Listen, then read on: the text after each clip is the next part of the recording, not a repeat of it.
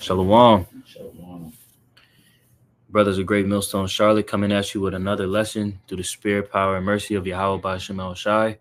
Before we get started with this lesson, as always, we want to give all praises, all honor, and all glory unto Yahweh Ba'Shem Yahweh Shai, Ba'Shem Rakakwadash. Double honors to the apostles and the elders of Great Millstone that taught us this truth and that do rule well.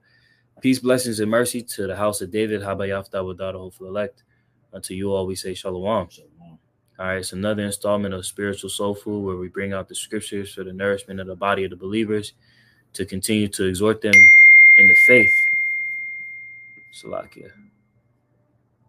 Yeah, I thought I had on Do Not Disturb. To continue to exhort them to be diligent in the faith. Salakia. The title of this installment is Be Grateful for the Trials You Partake in. As we continue to endure and go through the straight gate, we have to be mindful that these trials that we face is a part of that straight gate, right? And it's for our betterment, it's for our increasing in the spirit and the faith, man. All right, as the scriptures speak about going from glory to glory, right? This is the process that we have to undergo. Sorry. You see, you got a precept. God. This is James chapter 1 and verse 2 in the NLT. It reads, "Dear brothers and sisters, when troubles come your way, consider it an opportunity for great joy. For you know that when your faith is tested, your endurance has a chance to grow." Mm-hmm. So as we go through these trials, we go through these tests, we get faced with this various opposition, on our day to day, right? We understand that it's a chance for our faith to grow. It's a chance for us to grow in the spirit, to get closer to the Lord, ultimately, man, right? It's a chance, for our endurance to increase, just preparing us for these times to come, when all hell starts to break loose, right? We've already passed these tests, so we're being presented with these different adversities, with these different oppositions, right, on our walks in order to prepare us for those times to come. Continuing on. Verse 3, "For you know that when your faith is tested, your endurance has a chance to grow. So let it grow. For when your endurance is fully developed, you will be perfect and complete, needing nothing." So we're going to be ready, to face those ultimate fights, man, right? Culminating in the hour of temptation, but even up through Jacob's trouble, right, and all the adversity that we'll face before and during that, right, we'll be prepared, right? Like I said, we'll be perfect and complete, needing nothing, because we'll have that full assurance in Yahweh Ba'Shem Yahweh Shai. That's right. That's right. Establishing that rapport right now in this period of grace is essential, right? But grabbing this right quick, I wanted to read this right here, Matthew 5:5. Red letter Yahweh Shai speaking, "Blessed are the meek, for they shall inherit the earth." Now, when you look up this word for meek, it's Strong's G 4239, praois. It says mildness of disposition, gentleness of spirit, meekness, right? Meekness toward Yahweh Ba'Shem El Shai is that disposition of spirit in which we accept his dealings with us as good, and therefore without disputing or resisting. In the Old Testament, the meek are those wholly relying on Yahweh Ba'Shem El Shai rather than their own strength to defend against injustice. And that's the meek through the scriptures, ultimately, man. Exactly. Not just in the Old Testament, but in the New Testament as well, the accounts of the believers, man. Right? They displayed that through their walks. Thus meekness, and us too in this time, right? Thus meekness toward evil people means knowing Yahweh Ba'Shem El Shai is permitting the injuries they inflict, that he is using them to purify his elect, and that he will deliver his elect in his time. Okay, so there you go. The elect, right? We suffer all things for the elect's sake, right? The vital importance of the first fruits that the Lord has set aside is that they will undergo this in the straight gate, Exactly. right? The purification process. But that purification process is tied toward evil people, right? Matter of fact, can you get Second Timothy the third chapter? And you can read that in the NLT. Evil people. It's an evil world we live in. And you look at the state of the world now, and it's just in gross darkness. You got that? Yeah. So 2 Timothy 3:13. In the NLT, it reads, "But evil people and impostors will flourish. They will deceive others and will themselves be deceived." Not that one. What was that? At the beginning of that chapter, she said, "Perilous times." Perilous times. Yep. So 2 Timothy 3:1. Read the NLT Bible shop. "You should know this, Timothy, that in the last days there will be very difficult times." Mm-hmm. Right, and we see the stage is set for very difficult times, the times we live in now, and as we move forward through the end of Esau's hegemony, it's just hard times out here. When you read that verse in the KJV, it speaks about perilous times. When you look up that word perilous, it means savage, right? You got something going on? Come on. This is Romans 8 and verse 28. "And we know that all things work together for good to them that love the Most High." Mm-hmm. Right. So whatever we face, the ultimate end, Lord willing, we be of that like number, right, is good. We'll prosper, in the face of these adversities, man. We'll overcome these things, when we face them, and we'll come out on the other end, purified and much better for it. Mm-hmm. Like the scriptures tell us in Hebrews 12, it talks about how no correction at the time, or correction is grievous at the time, of paraphrase, right? Mm-hmm. And no correction is joyous. So the things that we face, the tests that we face, the oppositions that we face, they don't feel good. But like it says back in Romans 8:28, that we know all things work together for the good to them that love the Most High, to them who are uh, the called according to His purpose.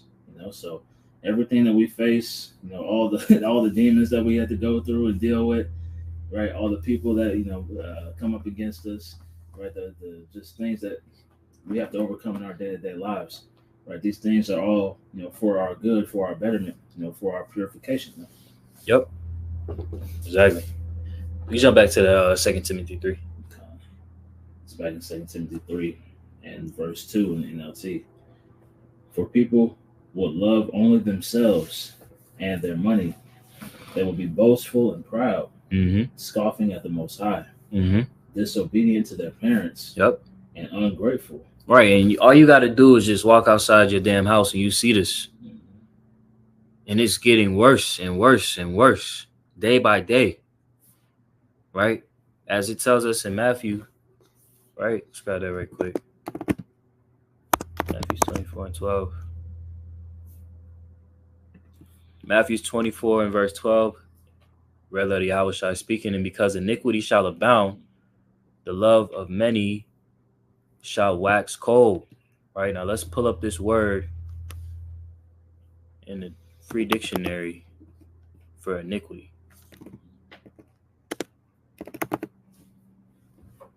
Iniquity is defined as wickedness, unrighteousness, evil doing, infamy, depravity, gross injustice, right? A gross immoral act, lack of justice, a wicked act, a violation of right or duty, absence of moral or spiritual values. And that's exactly what you see going on in the world, right? An absence of moral or spiritual values, right? So because of these things that are abounding in the earth, the love, as we know the scriptures speak of love being the keeping of the commandments, the love of many shall wax cold because people aren't moving in order, right? That's it. I think when you pull up this word wax cold, Strong's G 5594, psycho, It says metaphor of waning love. Right. So the reduction of the people adhering to the ways of the Lord has created more and more rebellion, more and more wickedness.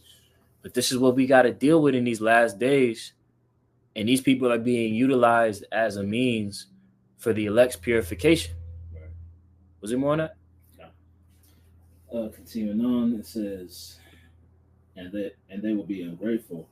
They will consider nothing sacred. They will consider nothing sacred, and that's what we see, especially amongst our people in particular, right? The 2/3, right, being utilized as a driving force in these last days to have the whole world crash out under Esau's instruction, guidance. They will be unloving and unforgiving. They will slander others and have no self-control. They will be cruel and hate what is good. Right. This is a backward society that clearly shows the validity of these scriptures, man. This word is faithful and true. Because no other book is referencing the time that we live in and giving you actual understanding of your estate.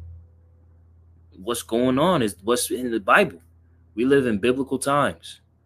It never changed. They will betray their friends, be reckless, be puffed up with pride, and love pleasure rather than the Most High. They will love pleasure rather than the Most High. So that's why the scriptures speak of there are many anti-Hamashiach, right? These people are against the will and order of Yahweh Ba'Shem Shai, down to the very establishment of his kingdom of righteousness, man. And they show forth in their actions. That's why the Lord has to take the kingdom. It says they will act religious, but they will reject the power that could make them godly. Stay away from people like that. Stay away from people like that, man. But note that they're going to be utilized to try and do things. Right? But the Lord is in control of everything, man. Right? Going back to the word meek in the Strong's Concordance, Strong's G4239, praois. It says, thus meekness toward evil people means knowing Yahweh Ba'Shem Shai is permitting the injuries they inflict, that he is using them to purify his elect, and that he will deliver his elect in his time. So the Lord, if he's purifying us, it's not to destroy us. He's putting us through the process of purification. Okay? So these permitted injuries that these evil people try to put on us, they have a limit to where they can go with it. Right? And the points that the Lord takes them there to where they can tap on you is solely for your betterment. They're going to die regardless. Right. But they're going to be used to purify the elect. It goes on to say, gentleness or meekness is the opposite to self-assertiveness and self-interest. It stems from trust in Yahweh Ba'Shem Shai's goodness and control over the situation. Right? Real quick.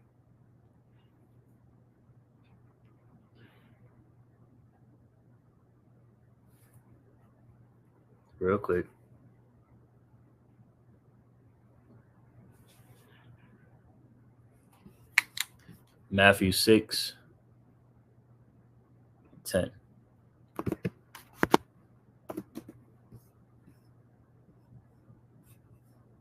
And this is from the Lord's Prayer.